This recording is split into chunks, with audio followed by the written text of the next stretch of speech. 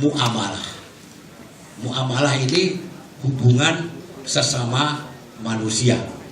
Kalau tadi ritual dan akidah tadi itulah hablum minallah, maka muamalah adalah hablum minan nas. Di sini kita bedakan, yaitu yang berkaitan secara pribadi, kemudian berkaitan dengan dagang, berkaitan dengan sistem ekonomi, dan berkaitan dengan kenegaraan. Ajaran Islam itu paling lengkap menurut saya. Dari mulai hal terkecil, kita makan saja diatur, masuk ke jamban diatur, segala macam diatur, sampai sistem ekonomi itu pun kita sebetulnya punya ajaran ekonomi Islam. Tetapi sampai hari ini belum terwujud dengan baik. Yang sudah terwujud adalah perbankan syariah. Alhamdulillah di Indonesia perbankan syariah sudah mendapatkan tempat di dalam sistem perundang-undangan kita. Bapak Ibu sekalian yang saya hormati, nah di dalam beragama tentunya masing-masing orang punya pendapat. Saya ambil tadi misalkan sistem kepercayaan, tauhid. Ini ada perbedaan yang mendasar. Ada akidah yang kita kenal sebagai paham Qadariyah. Paham Qadariyah ini dulu dikenal dengan nama Mu'tazilah. Jadi menurut paham ini, yang menentukan nasib kita itu kita sendiri. Tuhan hanya menciptakan kita seperti tukang arloji, pabrik arloji menciptakan arloji, kemudian arloji itu jalan sendiri. Jadi Tuhan menciptakan kita, kemudian nasib kita sepenuhnya tergantung kepada diri kita sendiri. Ini paham Qadariyah. Yang kedua ada paham Jabariyah.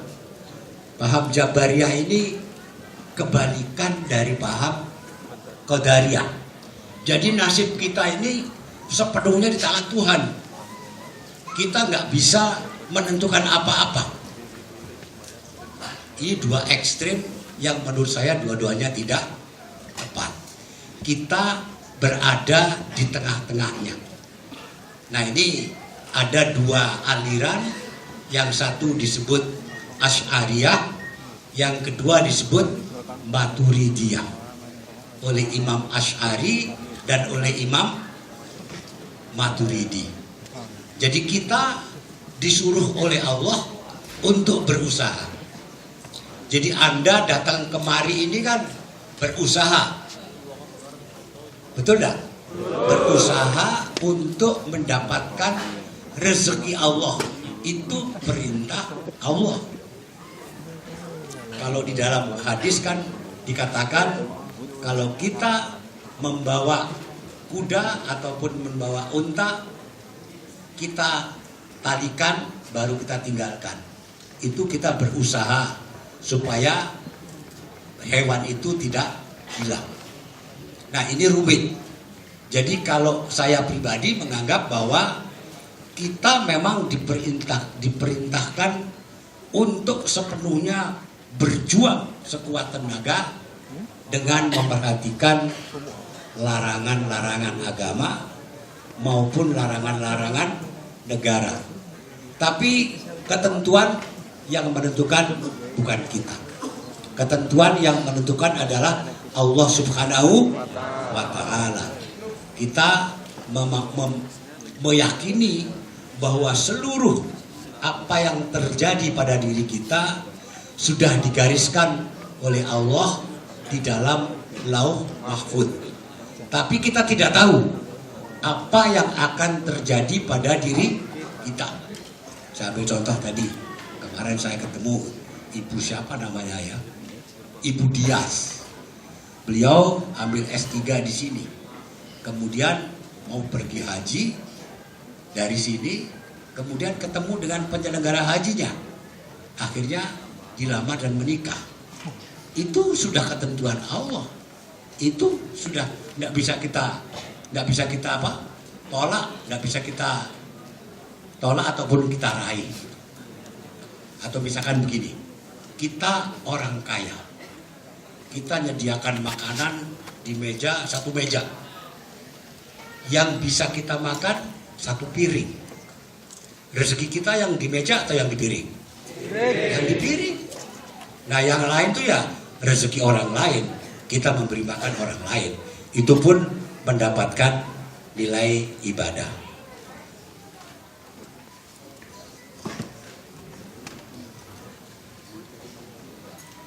Nah, di dalam ibadah ritual atau fikih ibadah ritual itu banyak juga perbedaan pendapat. Banyak sekali perbedaan pendapat. Misalkan saja orang mau sholat, ada yang niatnya itu dilafazkan, disebutkan usolli sunatan atau usolli fardhol maghribi. Tapi ada yang di dalam hati. Mana yang benar? Dua-duanya benar. Tergantung keyakinan kita masing-masing. Kita membaca Bismillahirrahmanirrahim, ada yang dikeraskan, ada yang tidak. Langsung kepada ayat-ayat dari surat yang kita baca. Itu salah satu contoh. Kemudian kalau kita melihat orang Syiah, dia sholatnya tangannya tidak sedekap seperti kita, tapi tangannya ke bawah. Ini terjadi. Kita juga tahu kalau orang tarawih ada yang 8, ada yang 20, ya kan? Ada yang witirnya sekaligus 3, ada yang witirnya 2 dan 1. Kita juga tahu ada yang menjalankan praktek-praktek membaca tahlil, mengadakan haul, berziarah kubur, dan macam-macam amalan yang berbeda-beda. Nah, saya dengar kemarin di sini juga kebanyakan seperti itu. Tapi belakangan muncul kawan-kawan yang tidak seperti itu.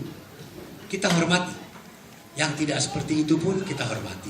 Nah, yang tidak menjalankan praktek tahlil dan lain-lain, kita juga berharap menghormati orang yang melakukan tahlil.